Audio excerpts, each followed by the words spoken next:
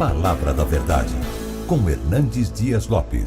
E hoje eu quero trazer uma palavra de consolo, de conforto para o seu coração. E o texto que eu quero repartir com vocês hoje é uma das narrativas mais lindas da Bíblia, que está registrada lá no primeiro livro de Samuel, no capítulo 1.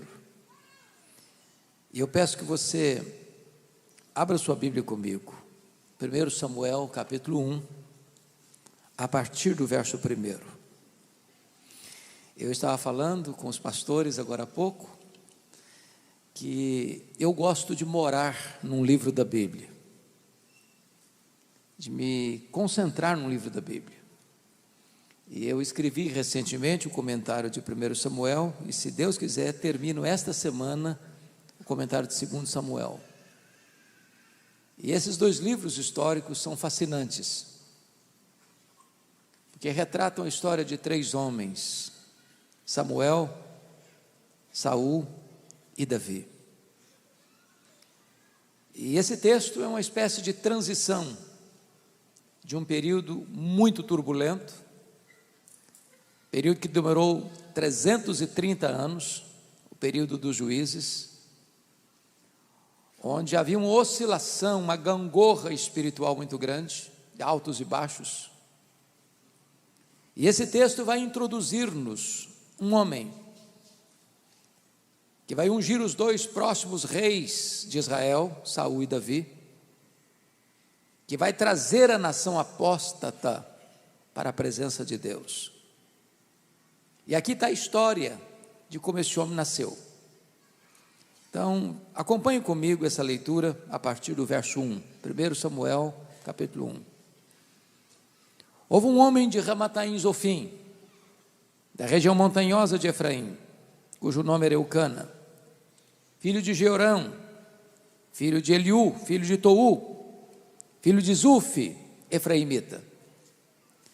Tinha ele 2 mulheres, uma se chamava Ana e a outra Penina. Penina tinha filhos, Ana, porém, não os tinha. Este homem subia da sua cidade de ano em ano, a adorar e a sacrificar ao Senhor dos Exércitos em Siló. Estavam ali os 2 filhos de Eli, Rofni e Finéias, como sacerdotes do Senhor. No dia em que Eucana oferecia o seu sacrifício, dava ele porções deste a Penina, sua mulher, e a todos os seus filhos e filhas. A Ana, porém, dava porção dupla, porque ele a amava, ainda mesmo que o Senhor a houvesse deixado estéril. A sua rival a provocava excessivamente para irritar, porquanto o Senhor lhe havia cerrado a madre. E assim o fazia ele de ano em ano. E todas as vezes que Ana subia à casa do Senhor, a outra irritava, pelo que chorava e não comia. Então Eucana, seu marido, lhe disse: Ana, por que choras? E por que não comes? E por que estás de coração triste? Não te sou eu melhor do que 10 filhos? Após terem comido e bebido em Siló, estando Eli, o sacerdote, assentado numa cadeira junto a um pilar do templo do Senhor, levantou-se Ana e com amargura de alma orou ao Senhor e chorou abundantemente e fez um voto dizendo: Senhor dos exércitos, se benignamente atentares para a aflição da tua serva e de mim te lembrares, e da tua serva te não esqueceres, e lhe deres um filho varão, ao Senhor o darei por todos os dias da sua vida, e sobre a sua cabeça não passará navalha. Demorando-se ela no orar perante o Senhor, passou ele a observar-lhe o movimento dos lábios, porquanto Ana só no coração falava. Seus lábios se moviam, porém não se lhe ouvia voz nenhuma. Por isso Eli a teve por embriagada e lhe disse: até quando estás tu embriagada? Aparta de ti esse vinho.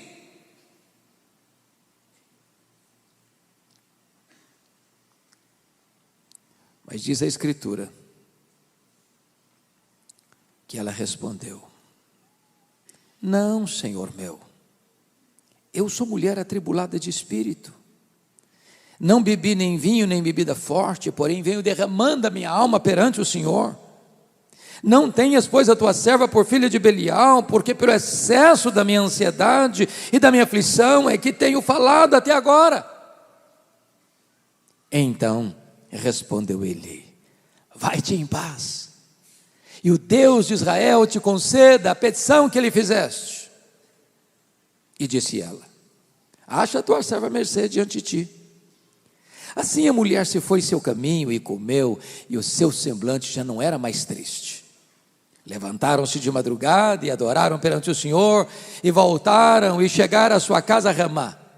Eucana coabitou com Ana, sua mulher, e lembrando-se dela o Senhor, ela concebeu. E passado o devido tempo, teve um filho, a que chamou Samuel, pois dizia: do Senhor o pedi. Verso 26. Disse Ana a Eli: ah, meu Senhor, tão certo como vives, eu sou aquela mulher que aqui esteve contigo orando ao Senhor. Por este menino orava eu, e o Senhor me concedeu a petição que eu lhe fizera, pelo que também eu trago como devolvida ao Senhor por todos os dias que viver, pois do Senhor o pedi. E eles adoraram ali o Senhor. Amém. Bom, eu quero conversar com vocês sobre o seguinte tema: não desista de seus sonhos. Era o ano de 1952 na Nova Zelândia. Um grande esportista daquele país, Edmund Hillary, nutriu no seu coração um sonho inédito, audacioso, o sonho de escalar a montanha mais alta do planeta, o sonho de chegar no topo do Pico Everest com mais de 8.800 metros de altitude. Edmund Hillary preparou-se para aquela grande empreitada da sua vida, mas quando partiu para realizar o seu sonho, ele fracassou, não conseguiu chegar. Tempos depois, ele foi convidado para dar uma palestra em Londres, na Inglaterra. E quando ele entrou no auditório, propositadamente percebeu que eles haviam colocado uma grande gravura do Monte Everest na parede. Ele olhou para a gravura, abaixou a cabeça, cabisbaixo dirigiu-se à plataforma. Quando passaram-lhe a palavra, por um momento, ele esqueceu o auditório e voltou-se para a gravura e disse: Monte Everest, da primeira vez tu me derrotaste, tu não podes crescer mais, mas eu ainda estou crescendo. Da próxima vez, eu te vencerei. 6 meses depois, Edmund Hillary era o primeiro homem na história da humanidade a chegar no topo do Pico Everest, deixando para nós um legado: não desista de seus sonhos. Eu sei que todos vocês têm sonhos, todos nós os temos. Quem não sonha não vive. Quem desistiu de sonhar, desistiu de viver. Mas é provável que nesta noite haja alguém aqui que tenha perdido os seus sonhos mais bonitos pelas estradas da vida. Talvez haja entre nós aqui alguém que viu os seus sonhos mais lindos se transformando em pesadelos. Quem sabe até mesmo haja entre nós quem enterrou os seus sonhos e colocou no túmulo de seus sonhos uma lápide: aqui jaz os meus sonhos. Eu quero encorajar você a trazer de volta esses sonhos e colocá-los hoje na presença de Deus, porque estamos na presença daquele que faz maravilhas ainda hoje. Para quem não há impossíveis, o Deus que opera milagres, o Deus Todo-Poderoso. Esse texto nos fala de uma mulher que tinha um sonho legítimo. sonho bonito, sonho de ser mãe. Mas o texto diz que ela é estéril. Seu ventre é um deserto. Seu sonho está sendo adiado. E eu fico imaginando que se Ana fosse nossa contemporânea, ela enfrentaria algumas abordagens. Acho que a primeira delas seria o seguinte: Ana, você é uma mulher tão crente, você ora tanto, você está aí estéril. Você deve fazer uma análise mais meticulosa da sua árvore genealógica, porque é muito provável que haja alguma maldição hereditária incrustada aí na sua família. Enquanto você não quebrar a maldição hereditária, você não vai ficar curada. Só que o problema de Ana não era a maldição hereditária. Se Ana vivesse hoje, alguém chegaria para ela como os amigos de Jó, dizendo o seguinte: Ana, ninguém sofre sem causa. Toda causa tem um efeito. Você está estéril? Tem coisa errada na sua vida. Enquanto você não confessar esse pecado, você não vai ficar curada. Só que o problema de Ana não era pecado escondido. Se Ana vivesse hoje, talvez alguém mais audacioso chegaria para ela, dizendo o seguinte: Ana, deve ter algum demônio da esterilidade escondido aí na sua vida. O que você precisa fazer aí num culto de libertação. Só que o problema de Ana não era demônio. Confira comigo o versículo 5, por favor. Está escrito aí que o próprio Deus a deixou estéril. Confira o verso 6. Está escrito que o próprio Senhor cerrou a sua madre. De tal maneira que a doença de Ana não tem a ver com maldição hereditária, não tem a ver com pecado escondido, não tem a ver com demônio. A doença de Ana tem a ver com Deus. Bom, mas isso dá um nó na nossa cabeça.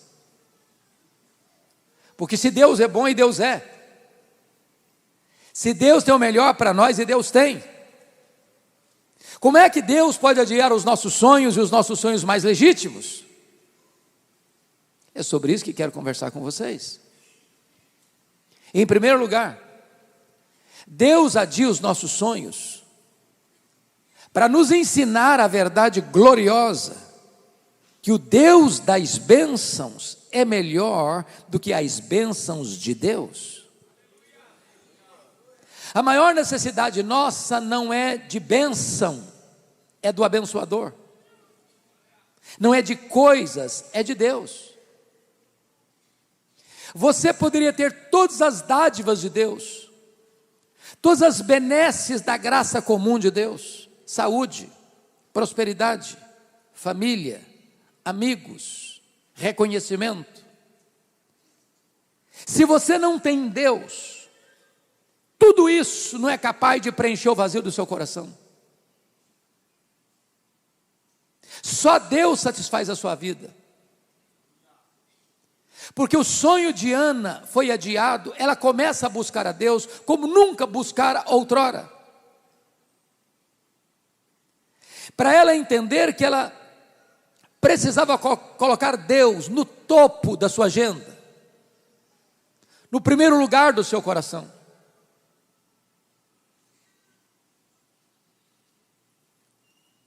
Meus amados irmãos, aqui está para mim algo muito importante, porque nós vivemos numa geração que infelizmente está deslocando o eixo do evangelho, do teocentrismo, de Deus no centro, para o antropocentrismo, o homem no centro.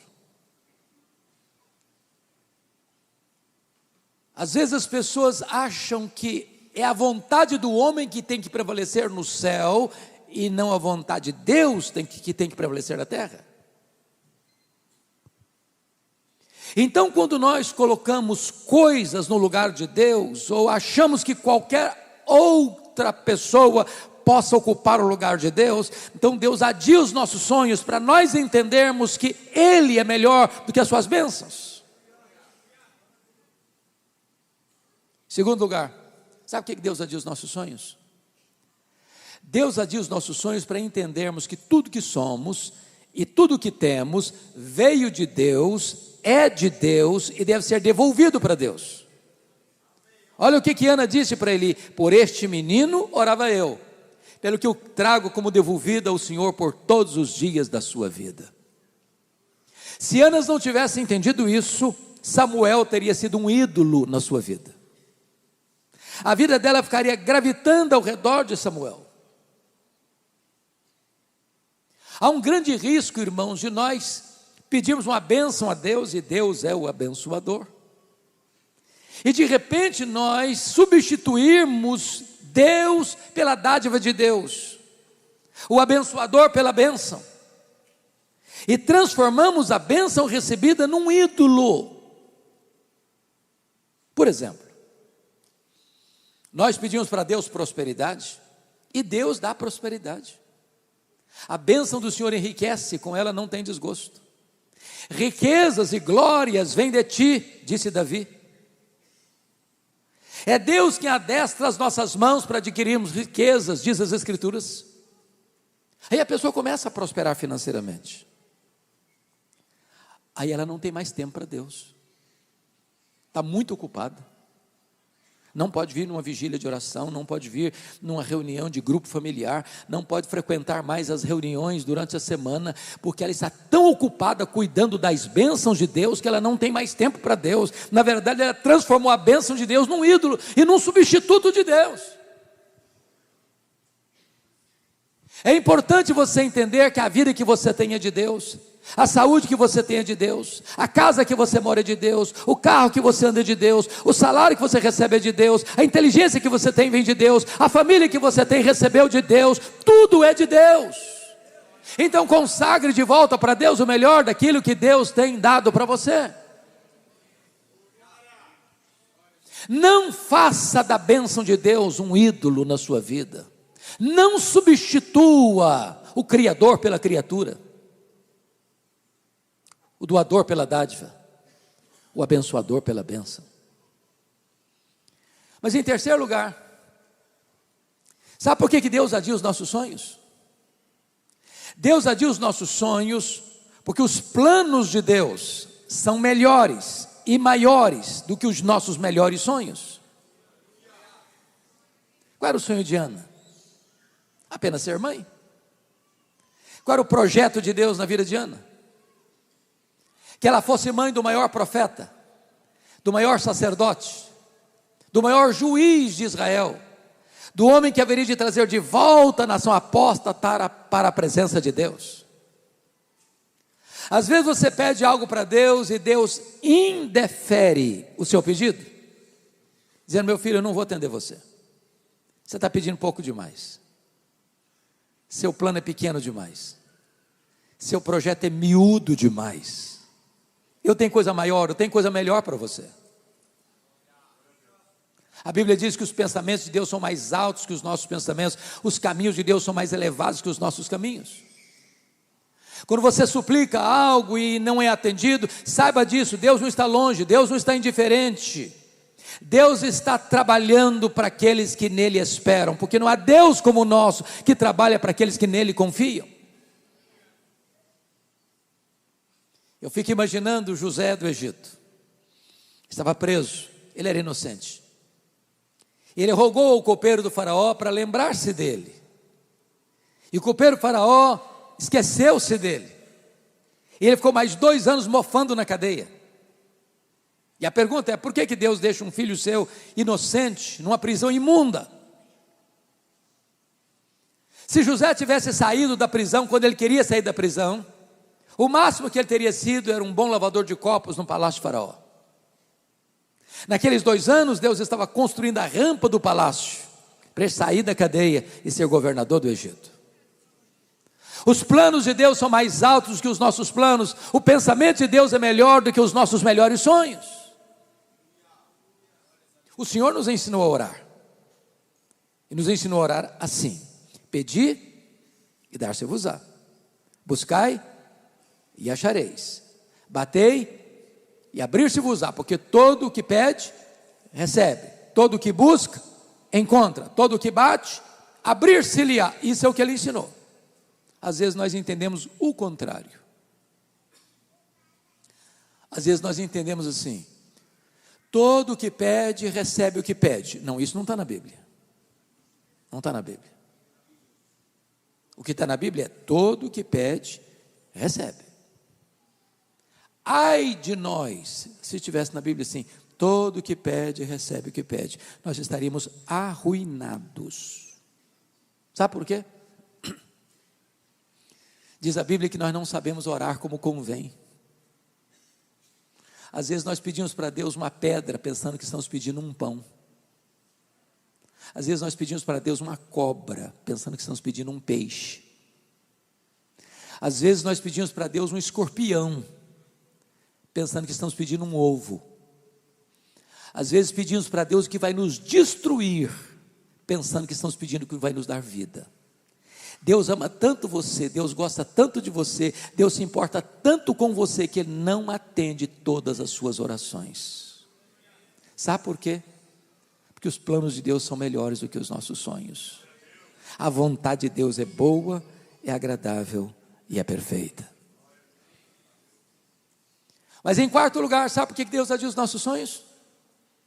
Deus adia os nossos sonhos porque Ele é Deus, livre e soberano, que faz todas as coisas conforme o conselho da sua vontade. Confira comigo, por favor, no capítulo 2, versos 6 a 8, no Cântico de Ana.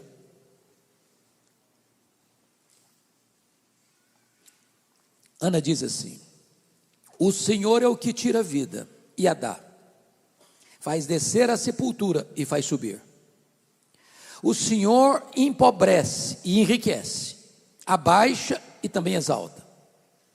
Levanta um pobre do pó e desde o monturo exalta o necessitado, para o fazer assentar-se entre príncipes, para o fazer herdar o trono de glória, porque do Senhor são as colunas da terra e assentou sobre elas o mundo. Às vezes eu vejo gente que em nome de uma fé robusta, beiram a blasfêmia, quando chegam para Deus, petulantemente, e dizem assim: Deus, eu exijo, eu ordeno, eu proíbo, eu decreto, e ai de Deus se não atender. Até parecem que essas pessoas estão assentadas num alto e sublime trono, e Deus está no escabelo de seus pés. Que tolice! Que tolice! Deus está sentado no trono. Ele faz todas as coisas conforme o conselho da sua vontade. Ele é livre, Ele é soberano. Ele não precisa pedir licença nem a você nem a mim para agir. Ninguém pode botar Deus contra a parede. Deus não se sente acuado, pressionado.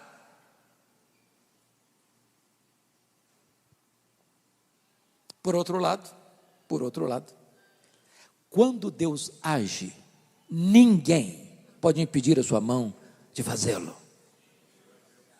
Alguns do alto da sua sapiência teológica, tolamente dizem assim: Deus fez, mas não faz mais. O tempo dos milagres foi lá no passado. Não, a Bíblia nos diz que Jesus é o mesmo ontem, é o mesmo hoje e o mesmo para sempre. O nosso Deus não está aposentado, Ele não está numa cadeira de balanço, Ele está no trono. Ele é Deus, Ele é soberano, Ele levanta reis, Ele abate reis, Ele levanta reinos, Ele abate reinos, Ele dá a vida, Ele tira a vida, Ele empobrece, Ele enriquece, Ele pega o pobre do monturo e o faz assentar-se entre príncipes. Ele é Deus. Eu fico imaginando que Ana, como uma mulher crente que era, bem instruída, como os crentes de fato são, eu acho que ela deve ter procurado o melhor tratamento para a sua saúde em Ramá. Eu acho até mesmo que Ana trazia na sua bolsa, que toda mulher tem uma bolsa, e os homens até hoje não conseguem entender porque elas gostam tanto de bolsa. Eu acho que ela trazia nessa bolsa os últimos exames da junta médica de Ramá, dizendo para ela assim: não tem jeito. Mas Ana entendia outra coisa: se Deus quiser, tem jeito. Por isso ela orava, por isso ela chorava, por isso ela insistia com Deus, porque na verdade não tem causa perdida para Deus, não tem doença incurável para Deus, não tem casamento sem recuperação para Deus. Deus pode tudo quanto Ele quer. Basta uma palavra, basta um sinal do seu favor.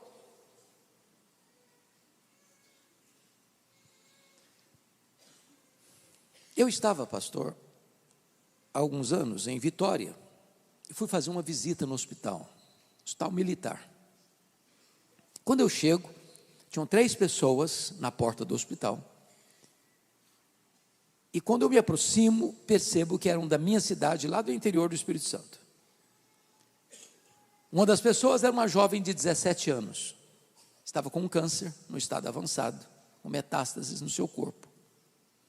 E o médico lá do interior, não tendo CTI, disse: você precisa de um tratamento mais intenso. Aqui nós chegamos ao fim, não tem mais o que fazer. Você precisa ir para Vitória, você precisa de um CTI. Ela chega no hospital, não tinha plano de saúde, também não tinha vaga. E eu, amigo do diretor do hospital, entrei no seu escritório, conversei com ele. Por um bom tempo eu disse: pastor, não tem jeito, você não pode tirar um paciente para botar outro. Hoje eu não posso receber essa pessoa aqui. Confesso que voltei um pouco frustrado para a porta do hospital e disse para ela: minha filha, não tem jeito, aqui não tem jeito. Mas naquele dia eu fiz algo que eu não tenho o hábito de fazer, nem me recordo se repetir essa cena de novo. Mas naquele momento o Senhor me impulsionou a fazer uma coisa. Eu disse para ela: filha, aqui não tem vaga para você, mas nós podemos falar com quem não só pode arrumar uma vaga para você, mas pode curar você. E ali na porta do hospital eu impus as mãos sobre ela e orei para que Deus a curasse. Terminei de orar, aproxima-se um rapaz que também conhecia a moça e disse: essa moça tem um médico que é primo dela, numa outra cidade aqui do estado, e lá tem CTI. Falei: então vamos ligar para lá. Pegamos o telefone, ligamos, ele atendeu, disse: pode trazer, tem vaga. 180 quilômetros. Ela leva todo o pacote de exames, ele examina o problema, a gravidade da situação, seus órgãos vitais muito atingidos. Ele bota a menina numa maca, começa a palpar o seu ventre, achou um pouco estranho, submeteu-a aos mais rigorosos exames, não tinha mais nada no seu corpo.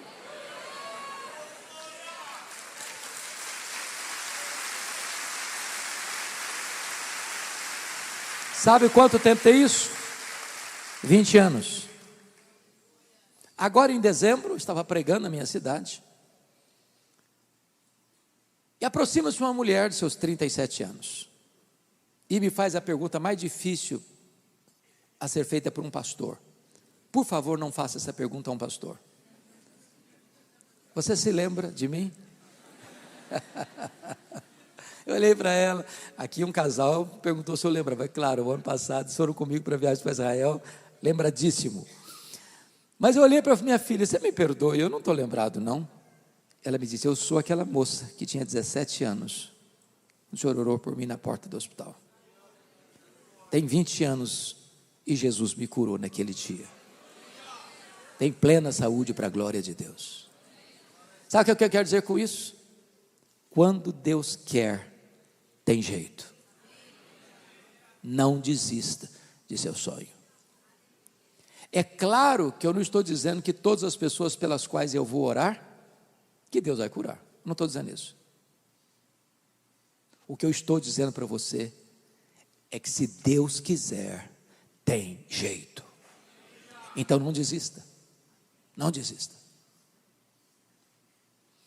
Mas toda pessoa que tem sonhos precisa ter cuidado. Aqui é o segundo ponto da minha mensagem. Porque existem assassinos de sonhos por aí. E Ana teve que lidar com 3 assassinos de sonhos. A primeira pessoa que quis matar os sonhos de Ana foi a sua rival Penina. Penina irritava Ana. Era um vinagre nas feridas de Ana.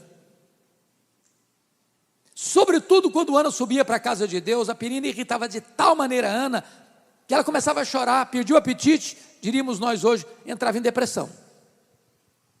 Eu não sei o que é que Penina dizia para Ana, mas uma coisa eu tenho certeza: Penina não era uma mulher de Deus, porque gente de Deus não vive para infernizar a vida dos outros. Gente de Deus é bálsamo. Mas à luz do versículo 6, eu acho que o que Penina dizia para Ana era o seguinte: ô Ana, você é uma mulher tão crente, você ora tanto, você vai tanto à casa de Deus, está aí doente. Eu não sou crente igual a você, eu não oro igual a você, olha para mim, saúde, cheio de filhos. Se esse negócio de orar funcionasse mesmo, Ana, você não estava nessa não. Você conhece gente assim? Cuidado com essa gente. São assassinos de sonhos. Querem passar para você a ideia de que se você é crente, você não pode ter problema. Se você é crente, você não pode ficar doente. Se você é crente, você não pode ficar desempregado. Não, Jesus nunca prometeu nem para você, nem para mim, que nós não teríamos aflições no mundo. O que Ele prometeu é estar conosco todos os dias até a consumação dos séculos. A segunda pessoa que quis matar os sonhos de Ana foi o sacerdote Eli. Está escrito que todo ano, Ana subia para Siló. Lá estava Eli, lá estava Rofini, lá estava Finéias. Não consta o narrador bíblico que em nenhuma dessas idas, nem Eli, nem Rofini, nem Finéias, olhasse para Ana, falasse com Ana, orasse por Ana, chorasse com Ana. Mas agora Ana está orando, derramando a sua alma, e Eli olha para ela e assaca contra ela um libelo acusatório, chamando-a de filha de Belial, filha do demônio, bêbada, embriagada dentro da igreja. Eu acho até mesmo que se Ana fosse presbiteriana, ou membro da Abba Pai Church de Criciúma, eu acho que ela ia sair da igreja. Eu acho que até faria um pouco mais, ia fazer uma campanha para tirar o pastor Eli da igreja. Por muito menos as pessoas fazem isso hoje. Mas Ana era uma mulher crente, madura. Porque você conhece crente cristal, hipersensível, se melindra por qualquer coisinha? Ana não era assim não. Ela disse: não, meu senhor, estou bêbada não, eu estou derramando a minha alma perante o Senhor. Não tenhas, pois, a tua serva por filha de Belial. Não deixe que os seus sonhos sejam roubados de você, nem mesmo dentro da igreja. A terceira pessoa que quis matar os sonhos de Ana, pasmem vocês, foi o seu marido, o Eucana. Eucana era um maridão, é verdade, presente, amoroso, provedor. Ele só tinha um problema: cabeça dura demais. Ele não acreditava em milagres, porque ele conhecia a história da redenção. Ele sabia como Deus havia curado Sara, como Deus havia curado Rebeca, como Deus havia curado Raquel. Ele via sua mulher orando e orando e orando e orando e chorando e chorando e chorando.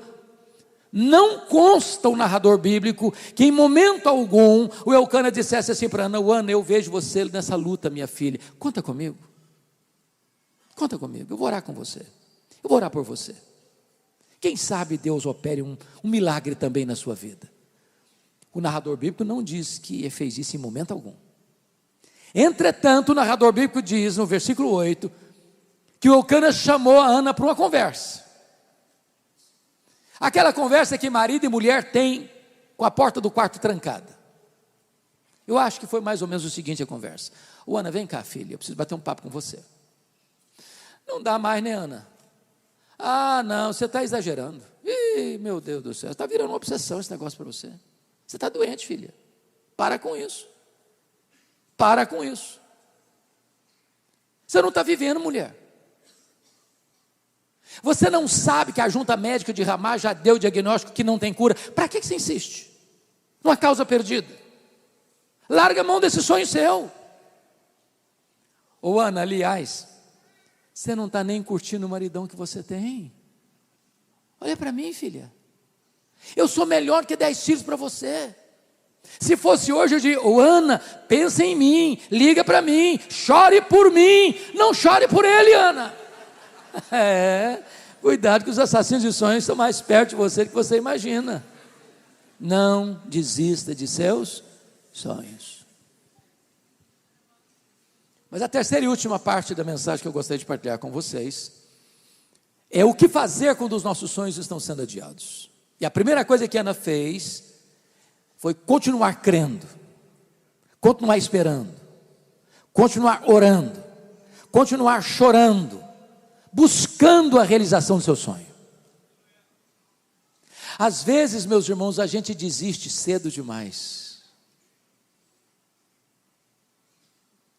Eu acho que muitos casamentos que acabaram, faltou um pouquinho mais de paciência, um pouquinho mais de oração. Para não. Não joga a toalha não. Não desista não. Persevere um pouco mais. Chore um pouco mais. Jejue um pouco mais. Ore um pouco mais. Creia mais.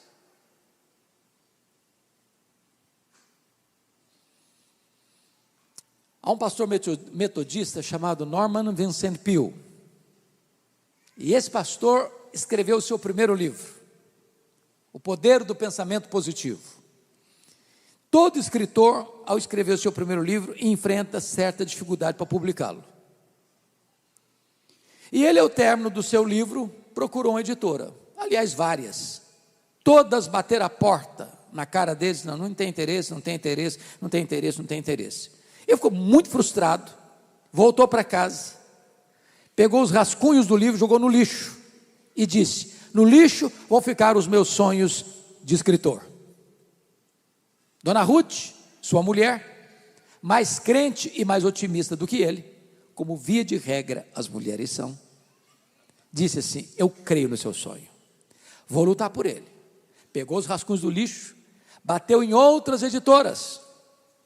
Resultado, uma editora se interessou pelo livro. Esse livro já vendeu mais de 40 milhões de exemplares. Um dos maiores best-sellers da literatura de todos os tempos. Estavam no lixo. Não desista de seus sonhos. Eu sempre gostei muito de política. E uma das personagens que mais me impressionam na política americana, por exemplo, foi Franklin Delano Roosevelt. Estudou em Columbia, estudou em Harvard, entrou na política, carreira brilhante. O sonho dele, entretanto, era ser presidente dos Estados Unidos da América. Porém, com 39 anos de idade, ele sofreu poliomielite e foi para uma cadeira de rodas paraplégico. Alguém se aproxima dele e disse: Franklin Delano Roosevelt, você jamais será presidente dos Estados Unidos numa cadeira de rodas. E ele respondeu: eu jamais vou desistir. Foi o único homem até hoje na história americana que foi eleito e reeleito presidente dos Estados Unidos da América 4 vezes consecutivamente numa cadeira de rodas. Não desista de seus sonhos. Segundo ponto, o que fazer quando os nossos sonhos estão sendo adiados? Você deve crer nas promessas da palavra de Deus. Veja comigo o versículo 17. Porque se Eli falara para Ana uma tolice, essa tolice Ana não hospedou no seu coração. Meus irmãos, notinha de rodapé aqui. Notinha de rodapé. Pastor, eu já vi, nesses 41 anos de ministério, gente doente mesmo. Porque um dia escutou do pai, ou da mãe, ou do marido, ou da esposa, ou do patrão, ou até de um líder religioso, uma palavra torta, que entrou como uma flecha envenenada no coração, e aquilo adoeceu a alma. Se alguém falar para você uma palavra torta, não hospede essa palavra no seu coração. O que é maravilhoso é que Eli abre a boca agora, e é um profeta de Deus, quando diz para Ana assim: vai em paz para a tua casa, e o Deus de Israel te conceda a petição que lhe fizeste. Essa palavra é boa, essa palavra Ana acolheu no coração, essa palavra trouxe cura para Ana, essa palavra trouxe restauração para a alma de Ana, porque diz a Bíblia que quando ela sai de Siló, há um brilho no seu rosto, a tristeza foi embora, a depressão foi embora, a alegria foi estampada na sua face. Mas diz o texto que ela desce para Ramá, ela coabita com seu marido, Deus se lembrou dela, ela concebeu, deu à luz a um filho, a quem pôs o nome de Samuel. Em outras palavras, lá em Siló Deus curou a sua alma, lá em Ramá Deus curou o seu ventre. Lá em Siló Deus a curou emocionalmente, lá em Ramá Deus a curou fisicamente. Lá em Siló ela tomou posse da promessa, lá em Ramá o milagre se historificou na sua vida. Você quer a vitória na sua vida, irmão? Pare de escutar os arautos do caos. Pare de escutar os embaixadores da incredulidade. Pare de escutar os pregoeiros da incredulidade. Você quer vitória na sua vida? Abra a sua Bíblia, leia a sua Bíblia, conheça as promessas de Deus, viva as promessas de Deus, creia nas promessas de Deus, aproprie-se das promessas de Deus, porque promessa de Deus e realidade são a mesma coisa. Deus é avalista da sua palavra, nenhuma das promessas de Deus cai por terra, Ele vela pela sua palavra em a cumprir. O que fazer quando os nossos sonhos estão sendo adiados? Terceiro lugar, você deve voltar às trincheiras da luta.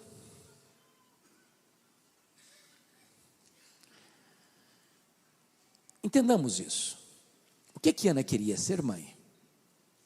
No plano humano, fala no plano humano, bem nosso aqui.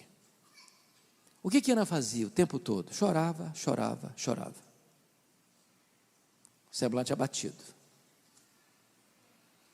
Uma mulher que chora, e o semblante está abatido, ela nem sequer consegue atrair seu marido.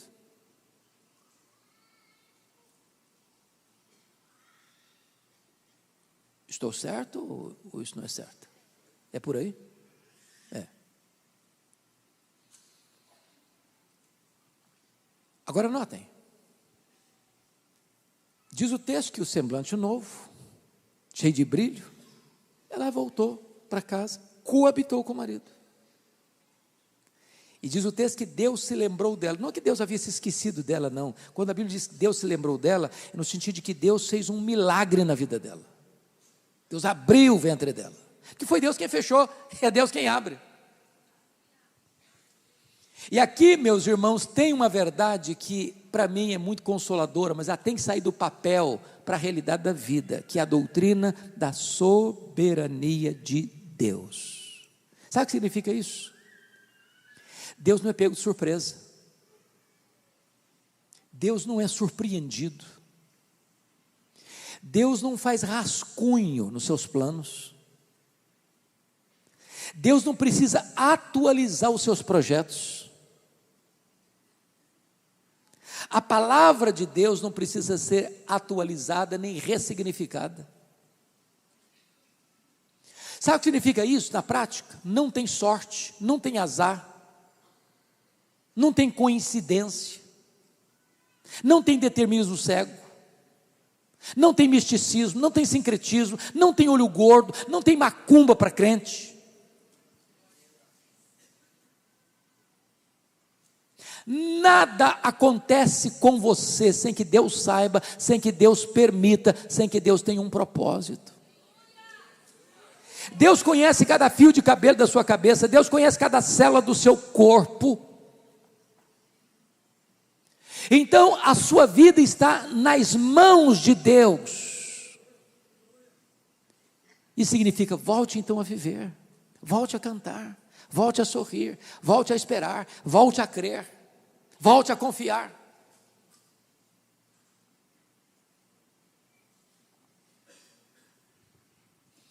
Crente tem que ser animado, sabia? Animado. Não combina crente abatido, não.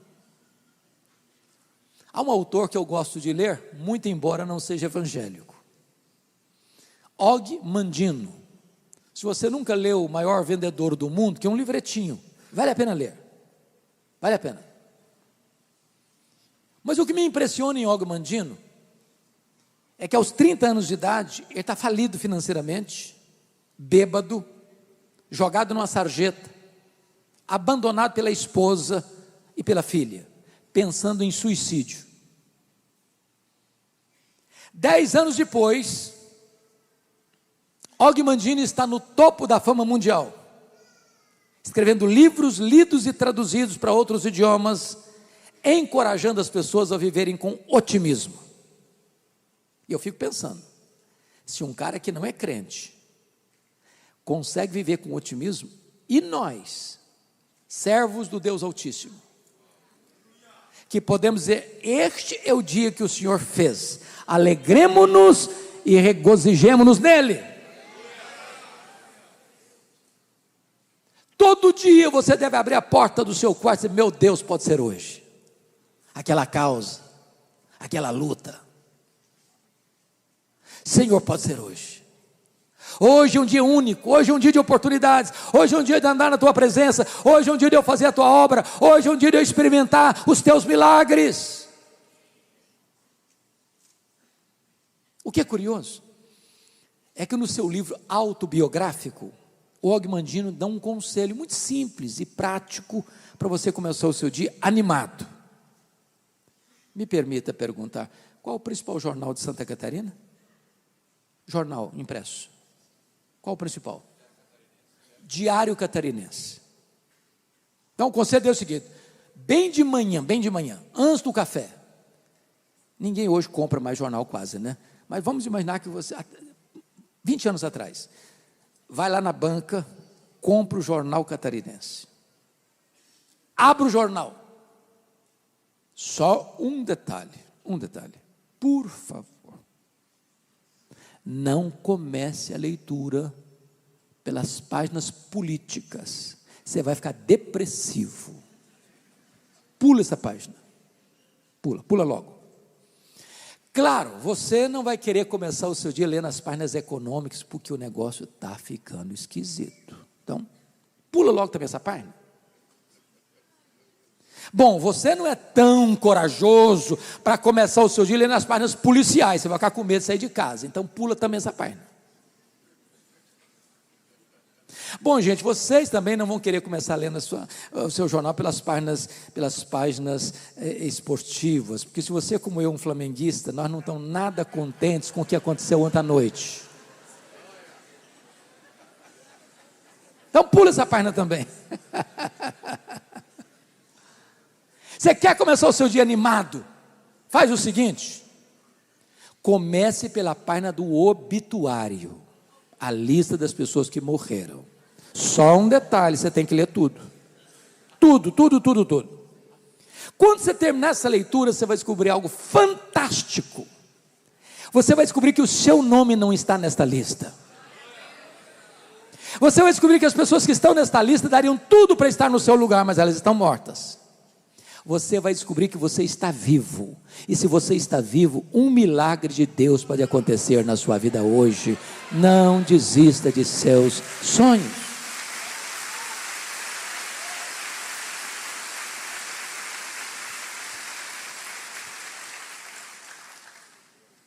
Querido pastor, esse sermão tem um sabor especial para mim, porque eu sou fruto de um sonho.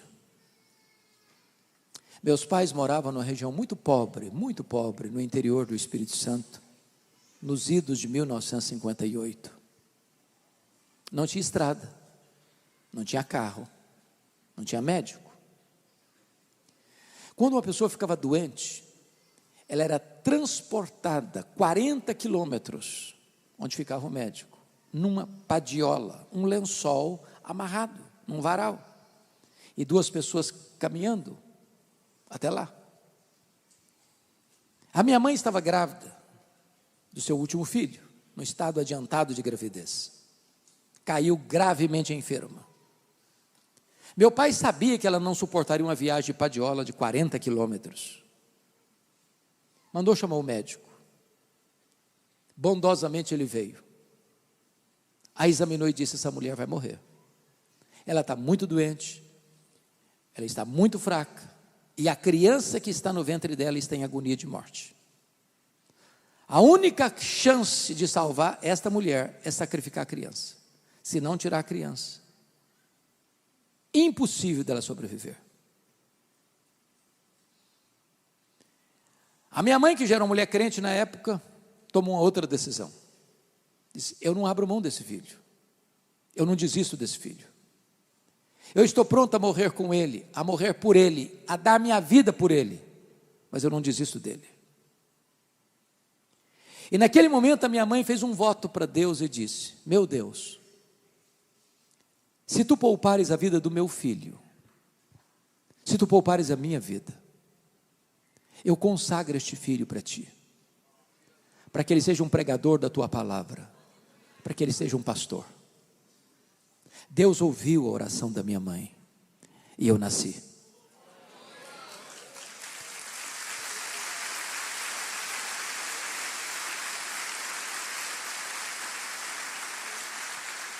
Nasci na roça.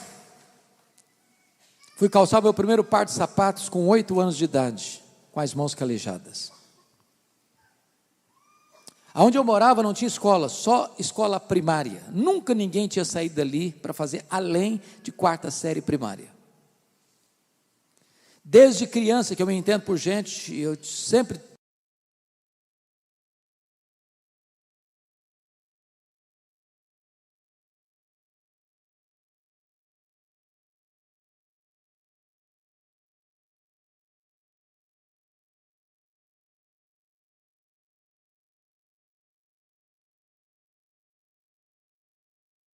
me alfabetizou por providência divina, estava se mudando para a capital do estado.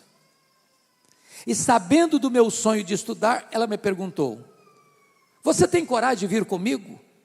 E eu respondi para ela: se os meus pais deixarem, eu vou.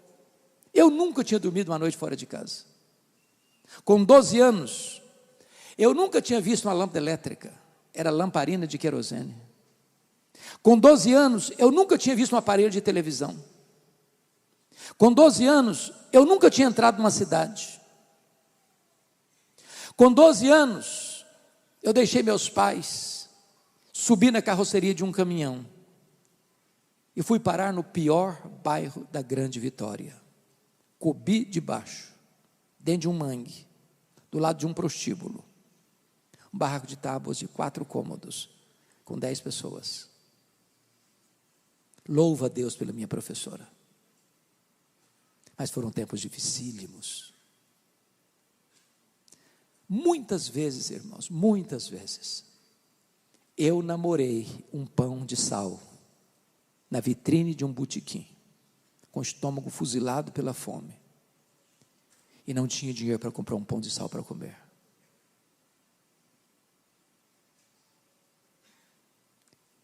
Às vezes eu chorava de fome, mas eu tinha um sonho e queria lutar por ele. Eu queria estudar. Pasmem vocês, o meu sonho de criança, até de juventude, era ser político e advogado. Eu não perdi um comício por nada. Os comícios eram feitos nas ruas, nas praças, nos palanques. Enquanto o último orador não descia do palanque, apagava as luzes, eu não ia embora. Exatamente no dia que eu fiz 18 anos, eu tirei meu título e me filiei num partido. Eu tinha sonhos. Um dia, conversava com um presbítero muito experiente, e abri meu coração para eles: olha, quando eu realizar meus sonhos de ser um advogado de projeção e um político bem-sucedido, no final da minha carreira, da minha vida, eu quero entrar num seminário, para dedicar o restante da minha vida à obra de Deus. E esse homem botou o dedo no meu nariz, literalmente. Você quer dar as sobras para Deus. Deus quer você hoje, agora, com a sua juventude, com a sua inteligência. Aquela palavra entrou no meu coração igual uma flecha, e eu saí dali 1000% convencido que naquele momento Deus me chamava para o ministério. A minha mãe, analfabeta, nunca teve o privilégio de sentar num banco de escola, mas sábia.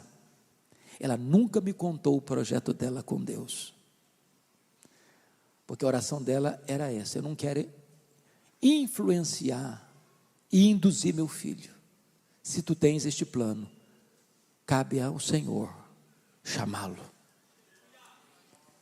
Quando eu liguei para minha mãe naquele dia: mamãe, Deus me chamou para o ministério, eu vou para um seminário. Ela disse: meu filho, por esta causa eu orava antes de você nascer. A minha mãe, sendo analfabeta, um dia ela saiu chorando de casa, porque ela amava ler a Bíblia, ou melhor dizendo, ouvir a Bíblia, mas não sabia ler. Ela encontrou uma cartilha rasgada, e ela pegou aquela cartilha e disse: meu Deus, o Senhor já fez um milagre na minha vida, o Senhor podia fazer outro, me ensine a entender isso aqui. E ela aprendeu a ler sozinha, naquela cartilha, lia fluentemente a sua Bíblia. Antes dela partir para o Senhor, em 1995, ela me chamou à sua casa, disse: filho, eu preciso lhe contar uma história com mais detalhes, vem na minha casa. Ela me contou os detalhes dessa história, e me disse mais. Ela era muito doente. Disse: filho, nesses anos todos, nunca eu deixei de me levantar da minha cama de madrugada, dobrar os meus joelhos e pedir para Deus levantar você, para Deus capacitar você, para Deus ungir você. E eu chorei muito com ela. Eu a abracei e disse: mamãe, a senhora está me ensinando as lições mais importantes da minha vida. A senhora está me ensinando que um filho nunca é pobre se tem uma mãe que ora por ele. A senhora está me ensinando que o importante não são os meus planos, mas o projeto de Deus na minha vida. Até agora, no sermão, eu disse para você: não desista de seus sonhos. Mas na contramão disso, vou lhe dizer: desista de seus sonhos, se preciso for, mas jamais abra mão do plano de Deus na sua vida.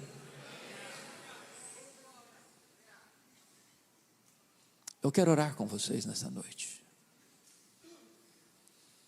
E me permita, pastor, em primeiro lugar, eu gostaria de fazer uma oração muito específica.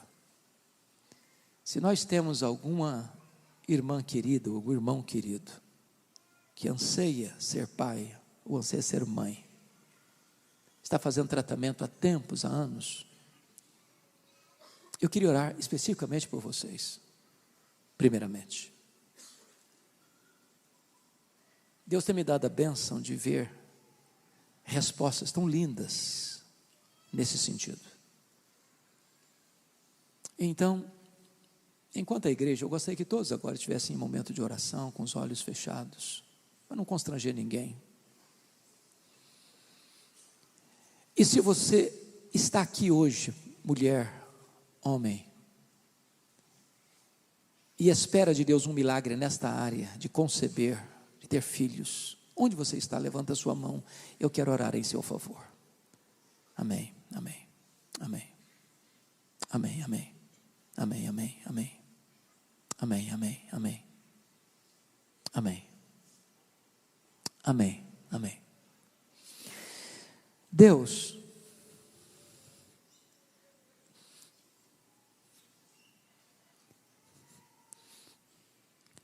o Senhor nunca mudou. O Senhor é o mesmo ontem, hoje,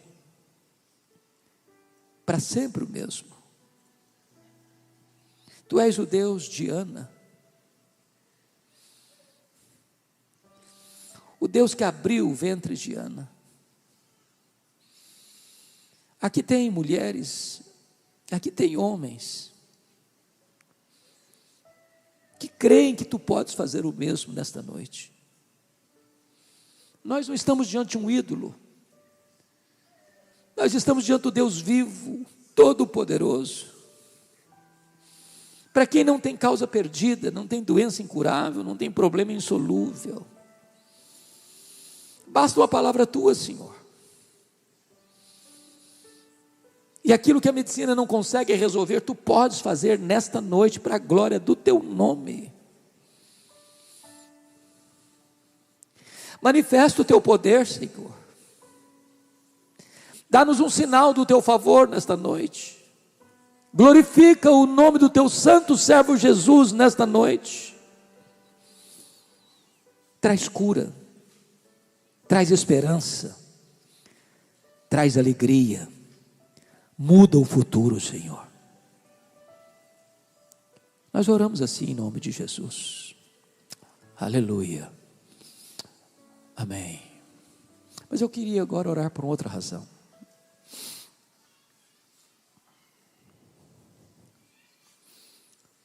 Você que veio aqui hoje, está passando uma luta no seu casamento, na sua família. Você que tem sofrido, chorado às madrugadas, pensado até em desistir. Deus está aqui hoje. Ele pode restaurar. Ele pode pegar os cacos, fazer um vaso novo. Dar perdão, dar restauração, dar recomeço. Enquanto a igreja está com os olhos fechados em oração, se você anseia uma visitação de Deus no seu coração, no seu casamento, na vida de seus filhos, da sua família, levante uma das suas mãos, eu quero orar por vocês nessa noite. Bendito seja Deus, bendito seja Deus, bendito seja Deus, bendito seja Deus, bendito seja Deus, bendito seja Deus, bendito seja Deus, bendito seja Deus, aleluia.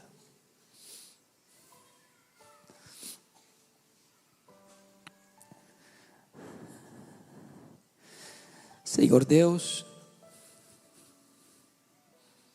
Tu és o Deus da família, Tu és o Deus da cura, Tu és o Deus do perdão, Tu és o Deus da segunda chance, Tu és o Deus do recomeço, Tu és o Deus que pega os cacos da nossa vida e faz um vaso novo. Eu te peço agora, Deus, que restaures o casamento dos teus filhos e das tuas filhas. Se algum pai, se alguma mãe está sofrendo por causa dos filhos, converta o coração dos filhos aos pais, o coração dos pais aos filhos.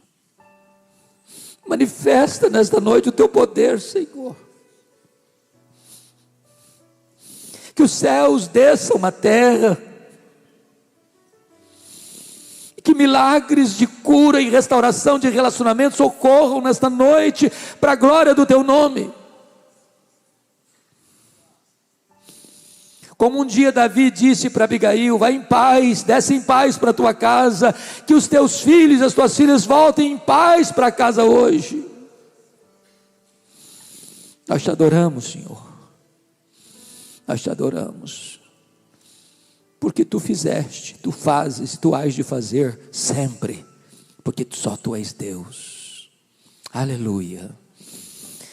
Em nome de Jesus. Amém. Mas me permita, último lugar.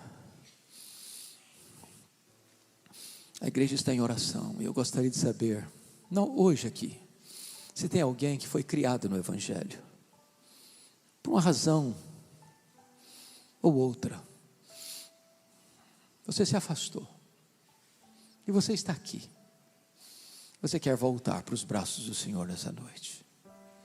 Enquanto a igreja está em oração, eu queria que você levantasse uma das suas mãos, se você quer voltar-se para o Senhor hoje, se reconciliar com Ele hoje, receber o abraço do Pai, o beijo do Pai, a festa do Pai nesta noite. Enquanto a igreja ora, se você quer isso, levante a sua mão onde você está, eu quero também orar por você. Louvado seja Deus. Mais alguém, levanta a sua mão, eu quero orar por você. Mas louvado seja Deus. Mais alguém, mais alguém, mais alguém, louvado seja Deus. Louvado seja Deus. Mais alguém, louvado seja Deus. Lá atrás, louvado seja Deus.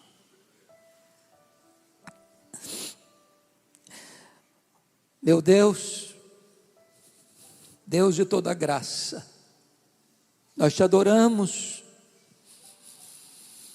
porque há alegria na casa do Pai nesta noite. A festa diante dos teus anjos nesta noite. Temos a convicção de que tu estás de braços abertos para acolher, para abraçar, para beijar, para perdoar, para celebrar a volta daqueles que são tão amados por ti. Ah, Senhor, visita a tua igreja nesta noite. Derrama sobre nós a luz do teu rosto. Sê propício a nós. Vivifica o nosso coração, para que jamais abramos mão do teu propósito para a nossa vida. Em nome de Jesus. Aleluia. Amém. Deus abençoe, amados irmãos.